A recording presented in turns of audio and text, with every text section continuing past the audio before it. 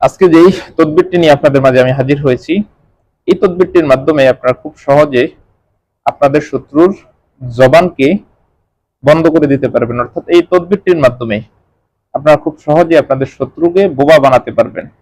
শত্রু চিরজীবনের জন্য বোবা হয়ে থাকবে, বিছানায় পড়ে থাকবে। শত্রুর জবানকে আপনি চিরজীবনের জন্য নাই করে দিতে পারবেন।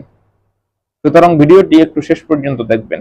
ভিডিওটি শুরু করার আগে ছোট্ট একটু অনুরোধ করব, যে ইউটিউব চ্যানেল থেকে ভিডিওটি দেখছেন অবশ্যই এই ইউটিউব চ্যানেলটিকে সাবস্ক্রাইব করে রাখবেন, কারণ আমরা আমাদের অত্র এই চ্যানেলে আপনাদের জন্য প্রয়োজনীয় ভিডিও আপলোড করে থাকি। চলুন কথা না বাড়িয়ে ভিডিওর মেইন আলোচনায় আসতে পারি।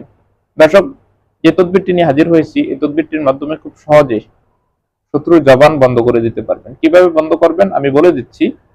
স্ক্রিনে এখন একটি তাবিজ আপনাদেরকে আমি দিয়েছি, একটু মনোযোগ দিয়ে দেখলে আপনারা দেখবেন।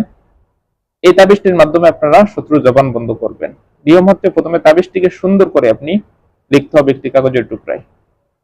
তাবিজটিকে খুব সুন্দর করে লিখার পরে তাবিজের নিচনের অংশ দেখতে পাচ্ছেন, নিচনের অংশে প্রথমে আপনার নাম, আপনার মা বাবার নাম, তারপর শত্রুর নাম, শত্রুর মা বাবার নাম লিখবেন। সুন্দর করে নিয়ম অনুযায়ী লিখার পরে আপনি ওই তাবিজটিকে নিয়ে নদীর পাড়ে চলে যাবেন।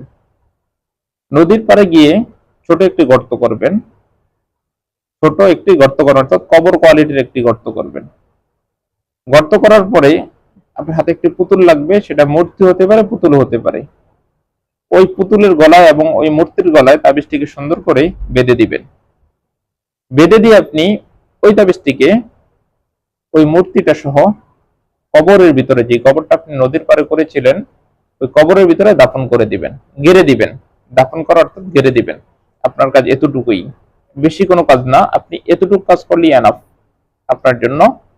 আপনার শত্রু বোবা হয়ে যাবে। এটার জন্য আপনার নির্দিষ্ট কোনো দিন, নির্দিষ্ট কোনো সময় লাগবে না। তাবিজটি আপনি যে কোনো সময় লিখতে পারেন।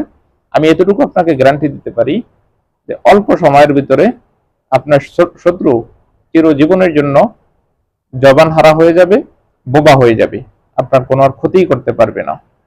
দর্শক, এমন গুরুত্বপূর্ণ ভিডিও পেতে অবশ্যই চ্যানেলটিকে সাবস্ক্রাইব করতে বলবেন না। ভিডিওটি যেহেতু উপকারী, শেয়ার করে সবার মাঝে পৌঁছিয়ে দিবেন। ধন্যবাদ। আসসালামু আলাইকুম ওয়া রাহমাতুল্লাহ।